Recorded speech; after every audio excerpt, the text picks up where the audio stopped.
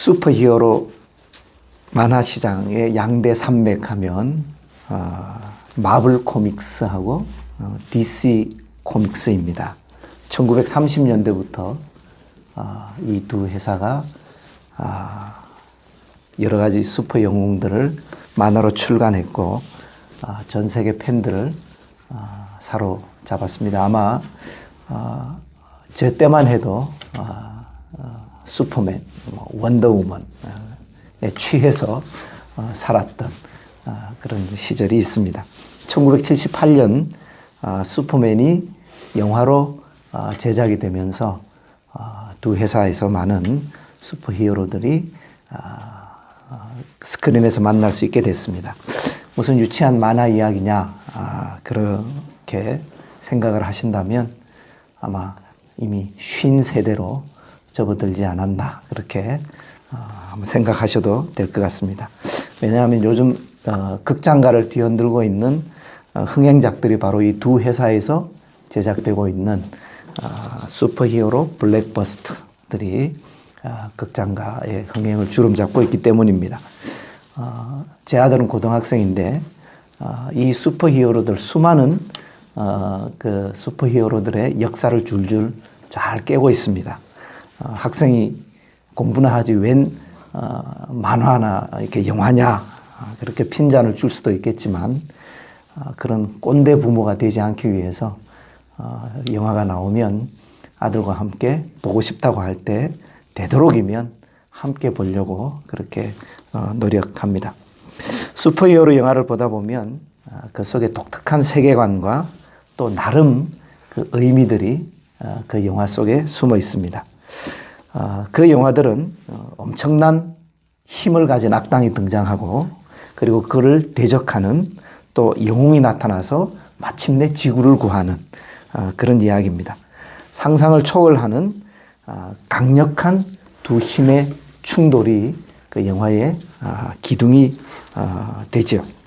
그런데 여기에는 어쩔 수 없는 딜레마가 있습니다. 그것이 바로 뭐냐 하면 영웅과 악당의 힘의 균형이 깨지면 이야기가 끝난다는 것이죠. 더 이상 끌고 갈 동력을 잃습니다. 그래서 강력한 영웅이 악을 징벌하고 나면 더 강력한 악당이 나타나야 하고 또 그에 대응해서 영웅의 힘도 더 강력해질 수밖에 없습니다. 그러나 만약 이렇게 힘의 충돌에만 끊임없이 집중하게 된다면 결국 단순하고 유치한 한 장르로만 머물게 될 뿐이겠지요. 그러나 영화에서 영화는 무엇을 선택하느냐 하면 영웅들에게서 오히려 그 힘의 상징이 되는 것들을 제거합니다. 자신의 정체성이라고 생각했던 능력과 힘이 사라졌을 때 진정한 자기 자신을 발견하게 되는 어떤 역설이 그 속에 숨어 있습니다. 이렇게 영화에서는 영웅들의 능력이 충만해지는 순간만큼 그들의 능력이 사라지는 순간 또한 매우 중요하게 다루고 있습니다. 그리고 그러한 사건들이 영웅들의 각성 그리고 영웅들의 성장을 이끌어내는 계기가 되곤 합니다. 힘의 정폭으로 강력해지는 어떤 외적인 성장이 아니라 힘의 부재에서 비롯되는 내적인 성장. 영화는 더 이상 단순한 파워 게임이 아니라 그 영웅들의 고뇌, 그다음에 자각, 그리고 새로운 변화로 이어지는 내적인 성장에 대한 이야기를 그 속에 시도하고 있습니다. 사람들은 누구나 영웅을 꿈꾸죠. 왜냐하면 그만큼 그러한 영웅에 대한 힘에 대한 열망 그 이면에는 그만큼 자기 자신의 어떤 한계 그리고 두려움, 어떤 불안이 자기 속에 있다는 것을 반증하는 것이기도 합니다. 만약 사람들의 내면을 한꺼풀 열고 그 속을 들여다볼 수만 있다면 그곳에 무엇이 가득하겠습니까? 아마 불안, 두려움, 우울, 상실감, 외로움, 단절, 분노, 거절감, 위축, 아마 이러한 것들을 누구에게서나 찾아볼 수 있을 것 같습니다. 우리 자신의 내면을 한번 드러나고 있는 겉모습이 아니라 내 내면의 모습을 한번 내 자신이 정직하게 들여다본다면 이러한 모습들을 쉽게 발견할 수 있습니다. 여행, 특히 해외여행을 해보면 그 속에는 흥미로운 현상을 보게 됩니다. 제가 머리에 털이 나고 나서 처음으로 해외여행을 했던 것은 1995년이었습니다. 제가 신학대학원을 다닐 때였으니까 꽤 제 삶에 있어서 이렇게 꽤 지난 시간에 첫 해외여행을 했습니다. 그때 생각해보면 호주와 뉴질랜드를 2주간 일정으로 돌아오는 그러한 일정이었는데 무척 설레고 신나고 또 흥분되고 긴장되었던 순간이었습니다. 여행을 잘 아는 전문가, 여행에 대한 전문가와 여행을 처음 하는 여행에 대해서 잘 알지 못하는 초보의 차이가 있다고 합니다. 여러 가지가 그 차이가 있겠지만 가장 확연히 드러나는 차이는 그가 가지고 있는 짐을 보면 안다고 하지요. 진정한 여행의 전문가는 짐 없이도 가볍게 떠날 수 있는 사람이라고 합니다. 그렇다면 저의 그 첫 설레임의 그 해외여행의 모습은 어떠했는지 아마 짐작이 가능할 것입니다. 지금 생각해 보면 참 가관이었습니다. 온갖 가방을 둘러매고 허리에 차고 양손에 그렇게 그리고 첫 이렇게 보면 가이드가 얘기하는 것이 여권을 잃어버리면 죽음이다. 얼마나 그것을 이렇게 각인시켰던지 짐과 함께 여권을 부여잡고 긴장된 표정으로 길을 잃으면 어떡하나 죄질을 당하면 어떡하나 두리번거리다가 무엇까지 촌티를 내지 않으려는 노력까지 마치 이렇게 자연스러운 듯 그러한 모습까지 해야 했던 힘든 과정을 떠올리게 됩니다. 참 많이 힘들었습니다. 여행의 초보자, 여행을 처음 시작하는 사람은 이렇게 자기가 쥐고 있는 짐을 버리기가 힘이 들지요. 왜냐하면 두렵기 때문입니다. 낯선 여행지에서 익숙하지 않는 그 환경에서 나를 지켜주고 나를 책임지는 그 짐들을 어떻게 포기할 수 있겠습니까? 그 모든 짐들이 나를 책임져 줄 것이고 낯선 곳에서 만나는 어떠한 문제들을 해결해 줄 것이기 때문입니다. 그리고 그 짐들을 챙기느라 또 누가 혹시 훔쳐가지 않나 살피고 지키느라고 여행지의 풍광이 눈에 들어올리는 만무하겠지요. 그러나 많이 여행을 해본 사람들의 차림은 다릅니다. 그들의 그 짐은 매우 간단하죠. 왜냐하면 그들은 압니다. 여행지에서 모든 것을 조달할 수 있기 때문이지요. 그리고 가벼운 차림으로 여행을 훌쩍 떠납니다. 그리고 그들이 만나는 모든 환경, 그들이 만나는 사건을 즐기고 그 속에서 그 의미들을 찾고 그렇게 문화와 풍물과 그 모든 여유들을 누리게 되지요. 많이 해보면 저는 교회에 있었기 때문에 수련회를 참 많이 갔습니다. 그래서 수련회를 딱 떠나면 제 짐차림은 무척 간단합니다. 그 흔한 때로는 칫솔과 치약도 가져가지 않을 때가 있습니다. 그러나 두렵지 않습니다. 왜냐하면 한 방을 쓰는 동료의 칫솔과 치약을 이용할 수 있다는 걸 알기 때문이죠. 우리의 인생은 여행이라고 합니다. 그것도 아주 긴 여정을 가는 그러한 여행이지요. 사람들은 그 여행에서 무거운 짐을 짊어집니다. 그리고 그 짐을 담을 수 있는 수없이 많은 가방을 준비합니다. 가죽으로 만든 여행 가방이 아니라 고통으로 만든 가방입니다. 죄로 만든 여행 가방이요. 불만의 보따리들입니다. 한쪽 어깨에는 권태로운 더블백을 메고 다른 쪽에는 슬픔의 가방을 짊어집니다. 등에도 의심의 배낭을 지고 외로움의 침낭을 두루두루 챙깁니다. 그리고 두려움의 트렁크까지도 둘러매며 자신의 인생의 여행을 그렇게 걷습니다. 아마 이것이 오늘 나의 모습은 아닌지 그렇게 생각을 해 봅니다. 양손에 잔뜩 짐을 지고 양손에 잔뜩 움켜쥐고 어떻게 상대방을 안아줄 수가 있겠습니까? 죄책감의 짐을 잔뜩 지고 있다면서 어떻게 은혜를 나눌 수 있겠습니까?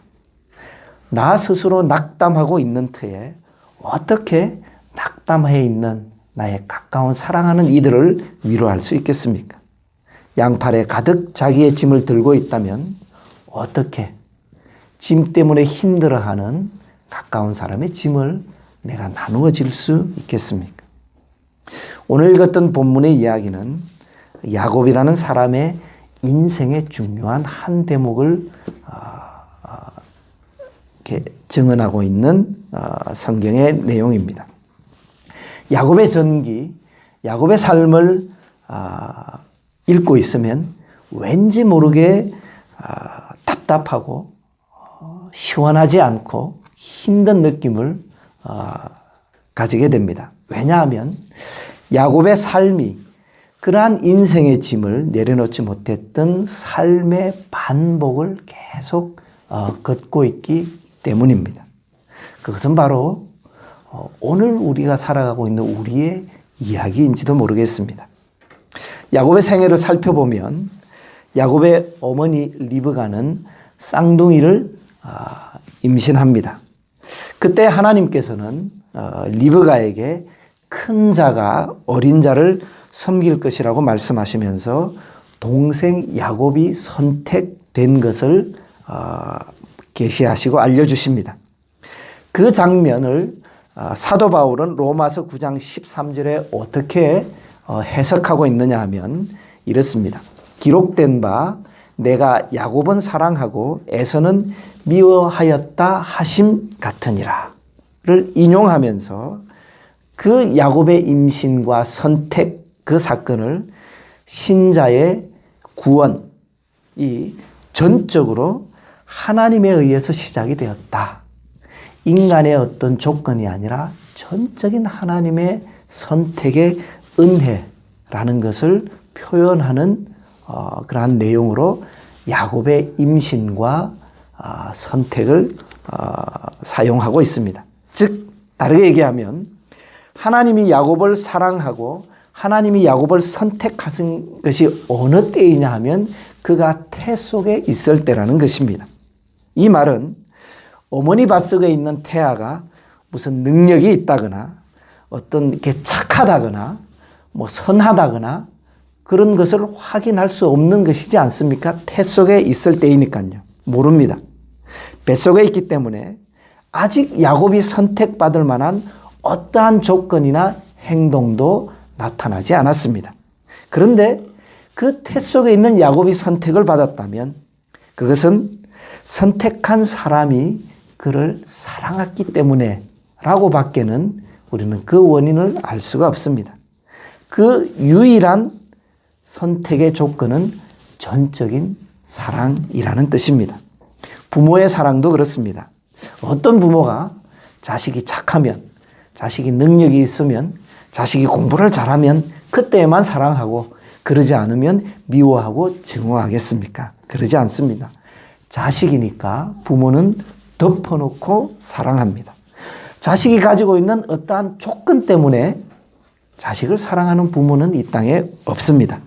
이것을 우리는 절대적인 사랑이라고 하지요. 그러나 그러한 절대적인 사랑을 모르는 사람은 사랑을 받으려고 애를 씁니다. 왜냐하면 자기가 받는 사랑은 자기가 행하는 노력 여하에 달려있기 때문입니다. 이렇게 사랑이 노력 여하에 달려있는 사람은 자기 자신에 대해서 절대로 솔직해질 수가 없습니다. 그 사람은 항상 무엇인가에 가면을 써야 합니다.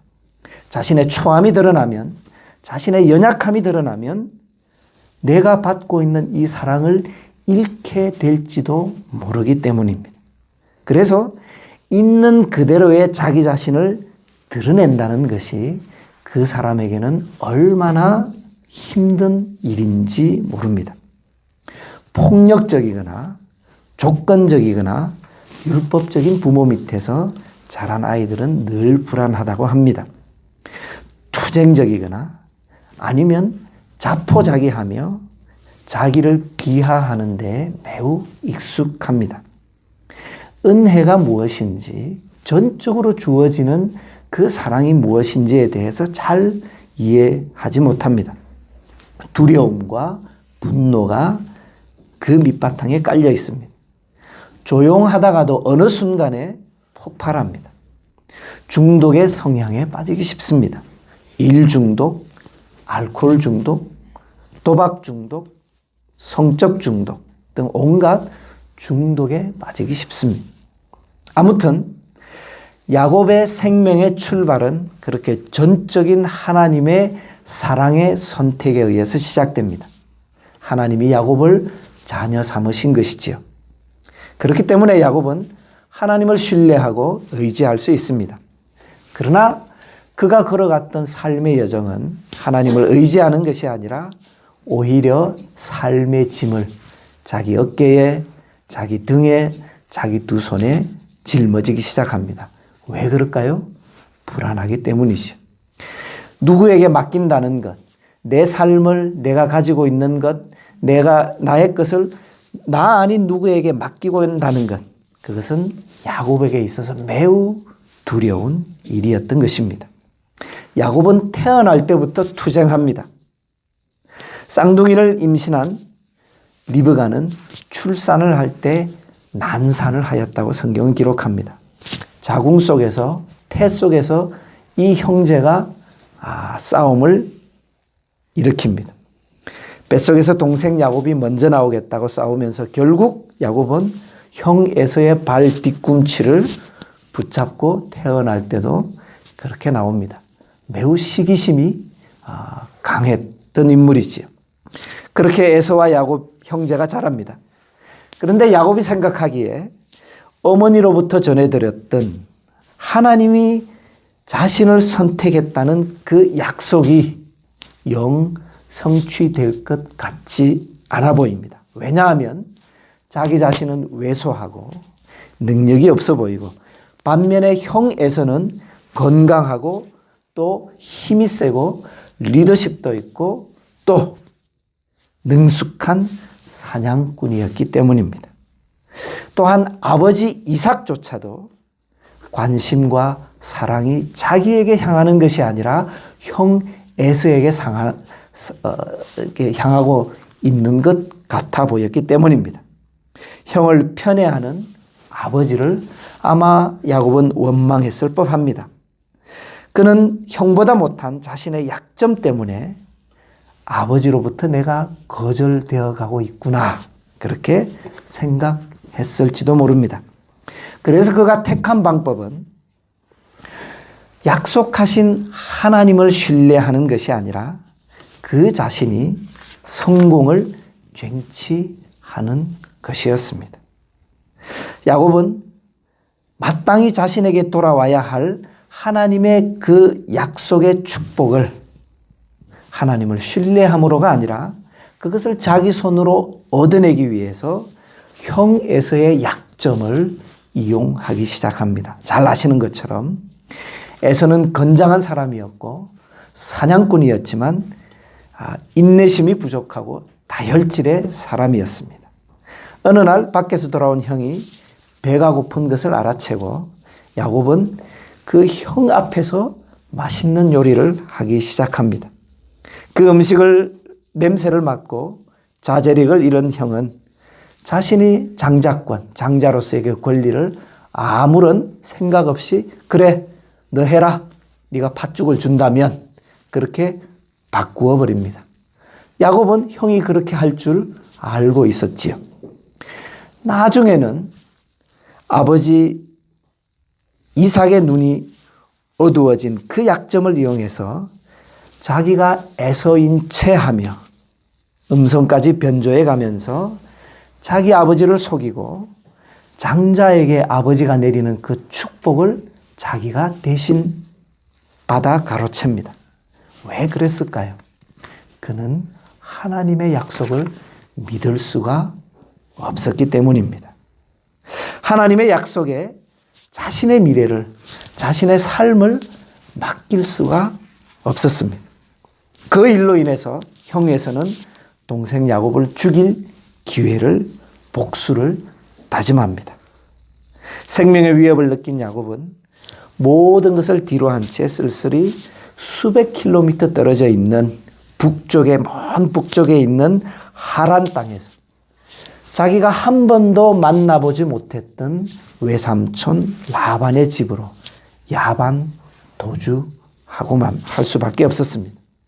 그리고 그 외삼촌 라반의 집에서 무려 20여 년이란 긴 세월 동안 망명 생활을 하게 되죠. 그런데 그 외삼촌 라반은 잔꾀에 있어서 야곱보다 한 수 위였다는 사실입니다. 그 삼촌에게 속아서 사랑하는 여인과 결혼하지 못하고 첫사랑에 실패해서 사랑 없는 결혼을 합니다. 두 번을 결혼하고 갑절에 14년이라는 세월 동안 아무런 대가 없이 노동을 하게 되지요. 야곱은 외삼촌 라반에게 속은 것에 분노했지만 자기 자신이 더 한 수 위가 되기로 결심합니다. 이런 우스갯소리가 있죠. 기는 놈 위에 뛰는 놈이 있고 뛰는 놈 위에 뭐가 있죠? 나는 놈이 있고 나는 놈 위에 뭐가 있겠습니까? 붙어 다니는 놈이 있다고 합니다. 야곱의 삶이 그랬습니다. 외삼촌 라반의 가축을 돌보면서 그는 자기 자신의 재산을 모으기 시작합니다.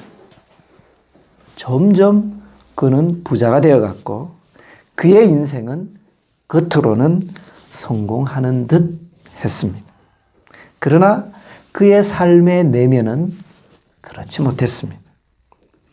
부인들의 시기와 질투로 그 부인들의 몸종을 남편에게 주면서까지 남편 쟁탈전이 그의 가정 속에서 벌어지기 시작합니다. 4명의 부인으로부터 출생한 야곱의 자식들은 언제나 야곱에게 효도를 하지 않습니다. 맨 장남이었던 르우벤은 서모면 작은 어머니죠. 셋째 어머니입니까? 넷째 어머니입니까?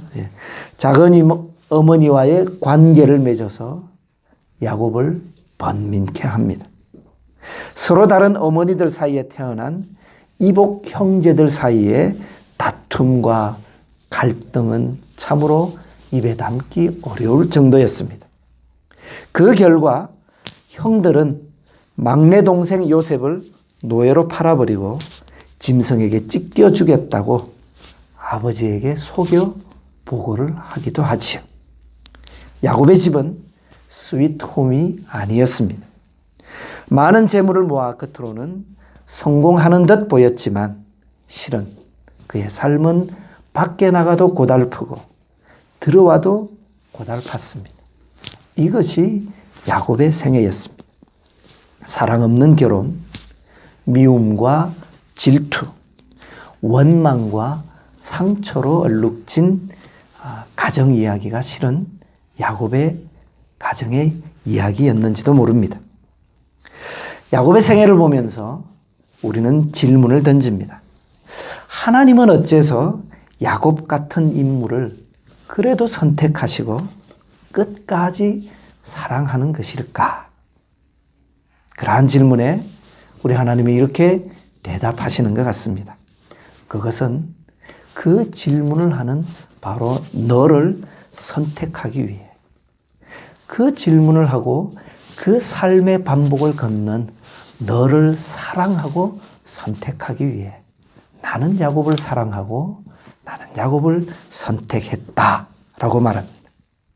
그렇기 때문에 오늘날에 있어 야곱은 성도의 전형이라고 할 수 있습니다. 우리는 이렇게 고백할 수 있죠. 하나님, 내가 야곱입니다. 라고 말입니다.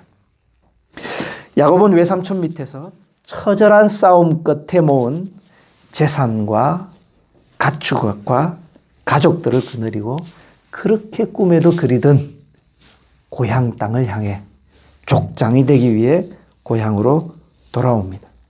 그러나 그가 고향으로 돌아올 때에 자기 형 에서가 자기를 좋은 낯으로 마중 나올지 아니면 자기를 죽일지 그것에 대해서 얼마나 그가 염려하고 고민하는 줄 모릅니다. 그의 귀향은 기쁜 금희 한양이 더 이상 아니었습니다. 야곱은 결국 벼랑 끝에 서고 맙니다. 형 에서가 400명의 군사를 거느리고 온다는 소식을 들었기 때문입니다. 얼마나 겁이 났겠습니까? 야곱은 형 에서의 마음을 누그러뜨리려고 뇌물 작전을 씁니다. 창세기 32장 13절에 보면 야곱이 형 에서를 위해서 준비했던 뇌물의 목록이 나옵니다. 제가 한번 읽어보겠습니다. 13절입니다. 형 에서를 위하여 예물을 선택하니 암염소가 200이요 숫염소가 20이요 암양이 200이요 숫양이 20이요 전내나는 약대 30과 그 새끼요 암소가 40이요 황소가 10이요 암나기가 20이요 그 새끼가 10이라. 어마어마한 뇌물입니다. 그리고 뇌물의 내용을 보면 암놈인가요? 예. 이 월등히 많습니다. 이 말은 형의 마음을 움직이기 위해서 야곱은 최고의 선물을 준비했다는 뜻입니다. 그리고 다르게 보면 이 말은 아직도 야곱은 그의 인생이 자신의 두 손 안에 있는 줄 알고 있다는 의미이기도 합니다. 그러나 그렇게 많은 뇌물을 준비해 놓고서도 그는 확신할 수 없었고 안심이 되지 않은 듯 합니다. 그래서 더 안전한 지략을 부리게 되죠. 야복나루에 도착한 야곱은 자신의 식솔들을 3대로 나누어 강을 건너게 합니다. 가장 먼저 강을 건너서 에서의 군대를 만나게 되는 가장 선발팀 1대는 종들과 그들의 자식을 먼저 건너게 합니다. 종이었다가 부인이 되었던 첩이죠.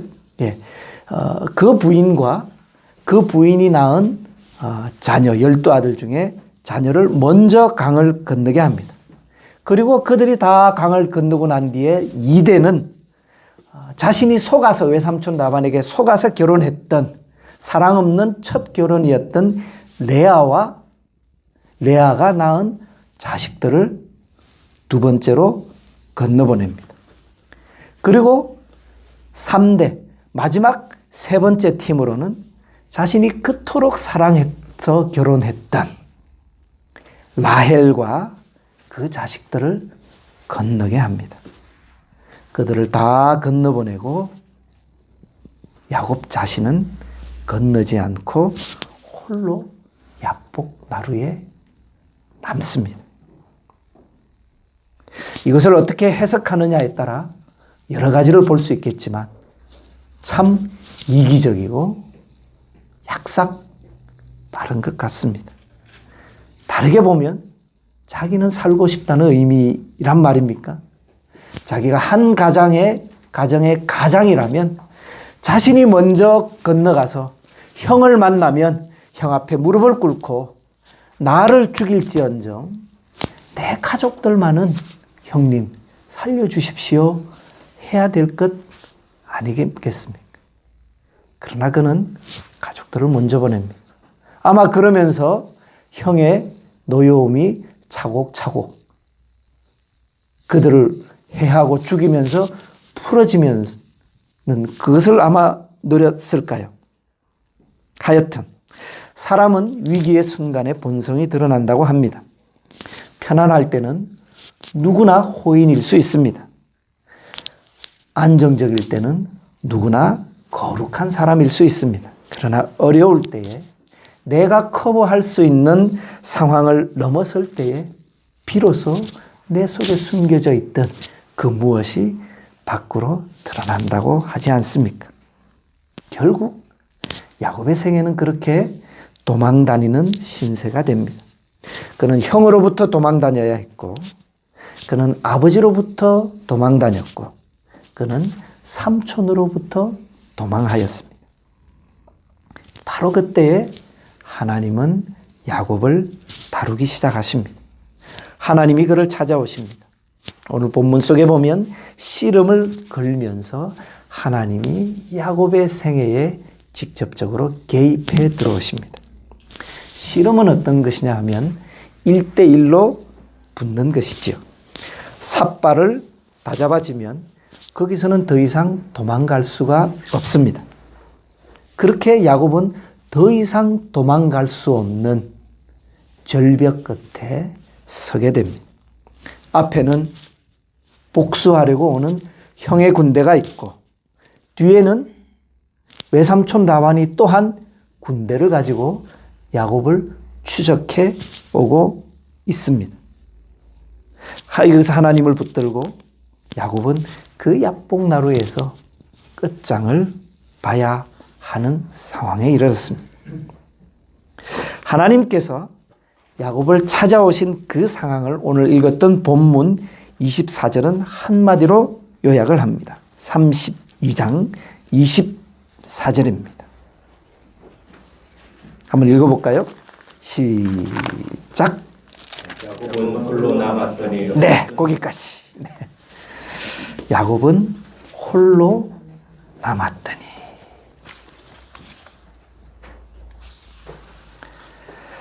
하나님은 야곱을 만나시기 전에 야곱을 홀로 남게 하십니다. 누구에게나 삶에서 홀로 남겨지는 때가 있습니다. 그러나 내가 홀로 남은 그 시간, 그 사건, 그것은 바로 하나님께서 나를 찾아오시는 시간이라 성경은 말하고 있는 것 같습니다. 하나님이 내 인생에 간섭하시는 시간입니다. 많은 사람들 속에 내가 파묻혀 살아갈 때에 여러 곳에서 나를 찾고 세상이, 주변이 나를 향해서 박수와 갈채를 보내고 있을 때에는 실은 그때에는 많은 경우에 사람들은 가면을 쓰고 자신을 가장하게 되는 경우가 허다합니다.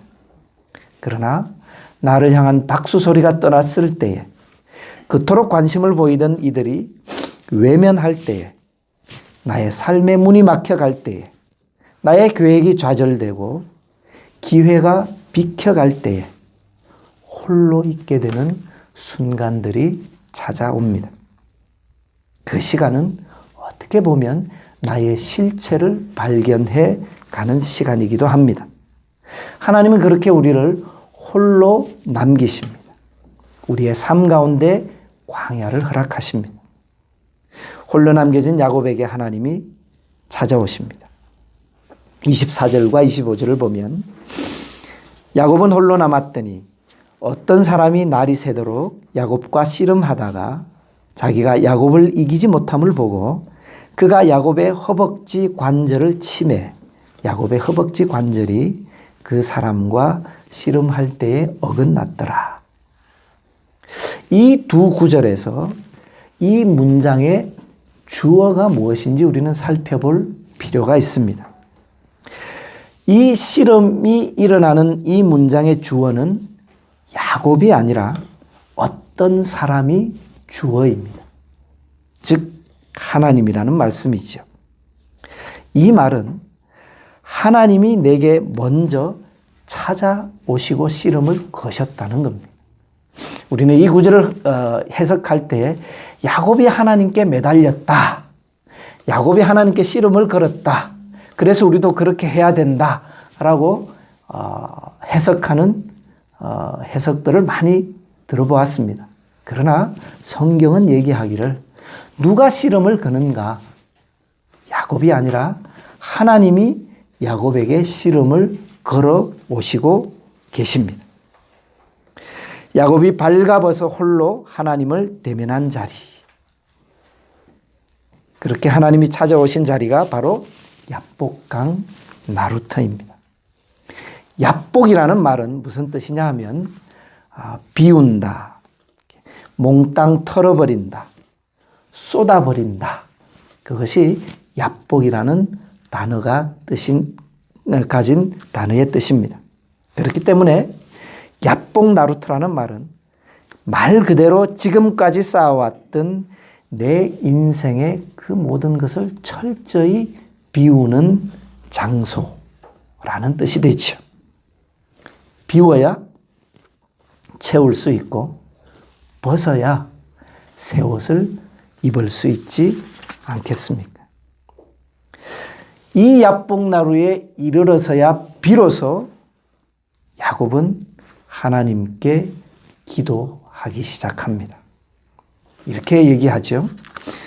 당신이 내게 축복하기 전까지 나는 당신을 가게 하지 않겠습니다. 그렇게 성경은 기록합니다. 당신이 내게 축복하기 전까지 나는 당신을 가게 할 수 없습니다. 그래서 우리의 기도는 그렇게 해야 된다. 그렇게 해석해 왔습니다. 그러나 이 장면을 선지자 호세아는 어떻게 해석하고 있느냐 하면 울며 간구하였다. 호세아 12장 4절에 호세아는 이렇게 이 장면을 해석합니다. 천사와 힘을 겨루어 이기고 울며 그에게 간구하였다.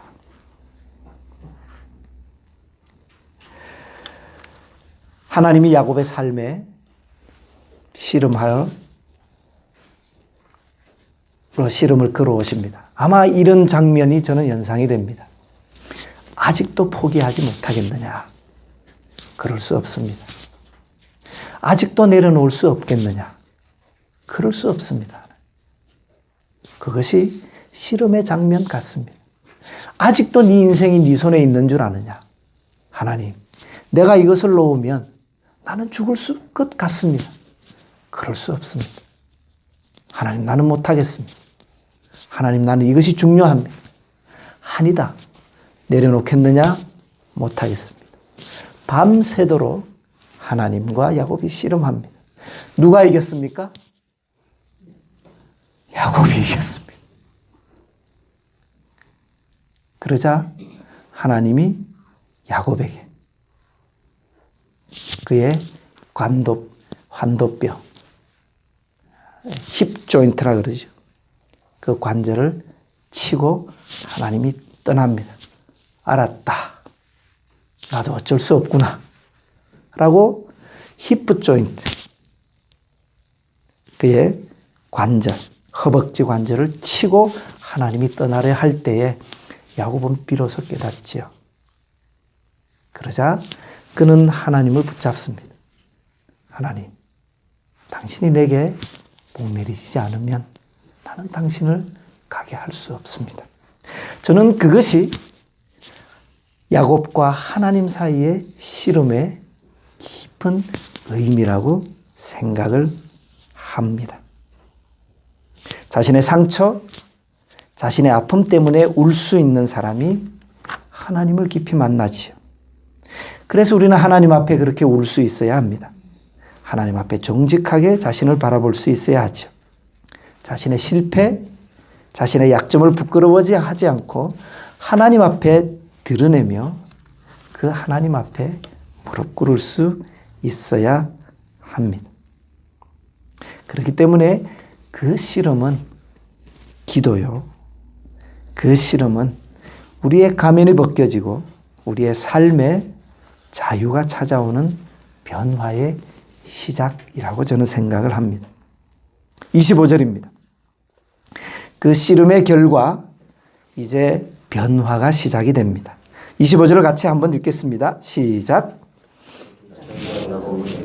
담을 보고 그가 야곱의 허벅지 관절을 치매 야곱의 허벅지 관절이 그 사람과 씨름할 때에 어긋났더라. 하나님이 치죠.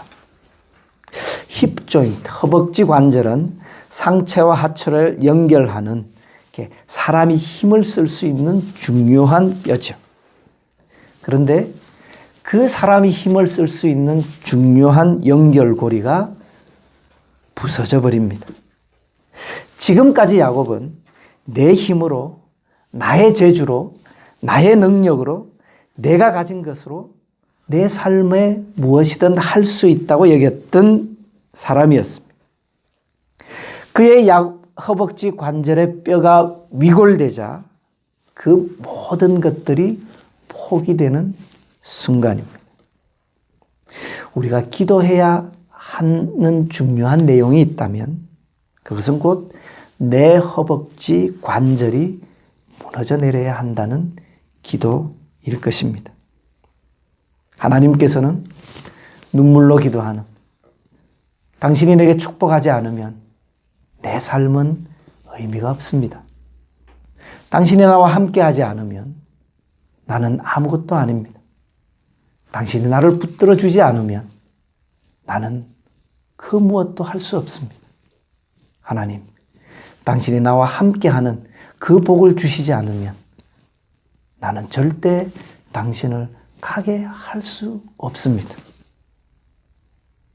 그렇게 눈물로 기도했던 야곱의 기도를 하나님이 들어주시고 그의 이름을 바꿉니다. 하나님이 야곱에게 질문을 하지요. 내 이름이 무엇이냐? 이름을 묻습니다. 내 이름이 무엇이냐? 야곱입니다. 야곱이란 말은 그가 태어날 때에 먼저 나오는 형을 시기해서 내가 먼저 나가겠다고 발꿈치를 들고 나왔다는 데에서 유래한 이름입니다. 발꿈치를 잡은 자, 또 다르게는 속이는 자, 찬탈하는 자, 그런 뜻이 야곱이라는 단어의 의미입니다.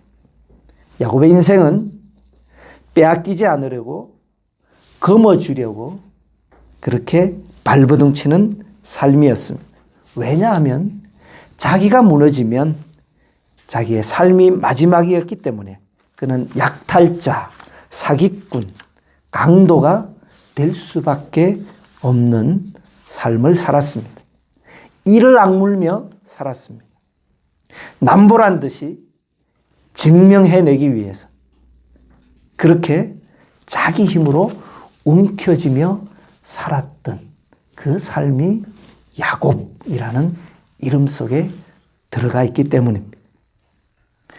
야복강 그 캄캄한 밤에 야곱에게 던지셨던 그 질문을 하나님은 오늘 나에게, 우리에게 던지고 계시는 것은 아닐까? 본문을 읽으면서 생각이 들었습니다. 내 이름이 무엇이냐? 우리는 우리 자신의 정직한 이름을 직면해야 합니다. 하나님은 아마 이렇게 묻고 계시는 줄 모르겠습니다. 너의 인생 철학이 무엇이냐? 너의 성품이 무엇이냐? 너는 무엇을 두려워하고 있으며 너는 무엇을 부끄러워하고 있느냐? 너는 무엇에 좌절을 하며 너는 무엇에 분노하고 있느냐? 내 이름은 무엇이냐? 라고 말입니다. 내 삶의 내면에서 자꾸만 삐그덕거리며 삐져나오는 그 이름 말입니다. 분노, 위선, 거절감, 자기증명, 중독, 메마름, 독선, 실패자, 나약함, 두려움, 열등감, 초라함. 그 깊은 곳에서 실은 남에게 비춰지는 내 모습이 아니라 내 내면의 깊은 곳에서 내 삶을 지배해 왔던 나의 이름은 무엇일까 생각해 봅니다. 만약 하나님께서 야곱에게 이름을 물으시는 것처럼 나의 이름을 묻는다면 내 이름이 무엇이냐? 네, 하나님 나는 약탈자 야곱입니다. 하나님 나는 내 힘으로 살던 존재였습니다. 하나님, 내 속에 원망과 분노를 품고 가시처럼 주변을 찌르며 살았던 자입니다. 하나님, 아무리 내가 감추려 하였지만 삐걱삐걱 소리내며 깨어지며 살던 자입니다. 하나님, 나는 야곱입니다. 그렇게 야곱이 하나님의 질문에 하나님, 나는 야곱입니다 라고 대답했을 때 하나님께서는 이렇게 말씀하십니다. 이제부터 너의 이름을 야곱이라 하지 말고 너의 이름을 이스라엘이라 하라. 이스라엘, 그것은 하나님과 겨루어 이긴 자라고 해석되어 왔습니다. 그러나 단어의 좀 더 깊은 뜻을 번역해 보면 하나님과 더불어 힘을 얻어 강하게 된 자. 한 번 더 살펴보면 하나님께 굴복되어 하나님의 힘으로 사는 존재. 그것이 이스라엘의 의미였던 것입니다. 그것이 곧 우리 신자의 삶입니다. 야복 강가의 그 긴 그 밤에 싸움이 끝나고 31절을 보면 이렇게 성경은 기록합니다. 그가 브니엘을 지날 때에 해가 돋았고 그의 허벅지 관절로 말미암아 절었더라. 야곱의 마음이 어땠을지 생각해 보면 흐뭇해집니다. 아마 이러지 않았을까요? 하나님 감사합니다. 하나님, 내 못난 자아를 깨뜨리신 하나님을 찬양합니다. 아마 그러지 않았을까? 그는 흙에 범벅이 되어 초라한 자기의 모습, 허벅지 관절이 위골되어 쩔뚝거리는 자기의 모습 속에, 그러나 오히려 그의 내면은 하나님 감사합니다. 하나님 찬양합니다. 그러한 찬양과 평화와 기쁨이 넘치지 않았을까? 브니엘, 그 말은 정확하게 하나님의 얼굴이라는 뜻입니다. 아마 밤새도록 그렇게 천사와 싸우고 나서 저 강 건너편에서 태양이 떠오를 때에 야곱은 하나님의 얼굴이다, 그렇게 생각하였을 것 같습니다. 그날 아침에 떠올랐던 태양은 이전에 떠오르던 태양과 다른 태양이었습니다. 더 이상 두려움과 책망의 태양이 아니었습니다. 아마 야곱은 이렇게 찬양했을 것입니다. 하나님, 잘 치셨습니다. 저를 치지 않으셨으면 평생 나는 나를 붙들고 살았을 것입니다. 하나님, 나를 잘 때리셨습니다. 하나님, 나를 잘 부서뜨리셨습니다 라고 말입니다. 아마 야곱은 일평생 허벅지 관절이 위골된 것으로 인하여 쩔뚝거리며 살았겠지요. 그러나 그가 쩔뚝거리며 걸음을 걸을 때마다 야복 강가에서 찾아오신 그 하나님을 기억하고 의식하며 살았을 것입니다. 이스라엘이라는 이름은 그렇게 붙여졌습니다. 이스라엘이 서 있는 자리는 내가 하나님을 이겼다 라는 능력의 자리가 아니라 오히려 자기의 중심이 무너진 자리, 그것이 이스라엘입니다. 힘의 증폭으로 강해지는 외적인 성장이 아니라 힘의 부재에서 비롯되는 내적인 성장을 이루는 신앙, 그것을 우리는 생각해 보아야 합니다. 결국에는 사라져버릴 욕망과 힘을 추구하는 방법으로서의 신앙이 아니라 하나님 앞에서 야곱이라는 이름을 직면하는 신앙, 그리하여 우리를 얽어매는 결박을 끊어 참된 자유를 누리는 신앙, 우리는 그 신앙을 사모해야 하지 않겠습니까? 내 이름이 무엇이냐? 그렇게 홀로 남겨진 그 시간에 내 이름이 무엇이냐라고 물으시는 그 주님을 만나기를 소망합니다. 잃어버렸던 하나님을 향한 그 순정의 기도, 우리의 삶을 돌이켜보면 그러한 때가 있지 않았습니까? 아무것도 생각지 않고 하나님만 기뻐하고 바라봤던 그 순정의 기도를 다시 회복하고, 하나님, 나는 야곱입니다. 겉으로는 평안하고 겉으로는 할 수 있을 것 같고 겉으로는 증명해야지 라고 가면을 썼던 그러한 야곱, 그래서 강탈해야 되고 그래서 빼앗아야 하고 그래서 성공해야 하고 그래서 누려야 하는 그러한 야곱, 하나님 나를 긍휼히 여겨주십시오. 그렇게 하나님 앞에서 고백할 때에 흐르는 그 눈물의 따뜻함과 그 가운데 임하시는 위로와 그리고 그러한 일로 통한 치유와,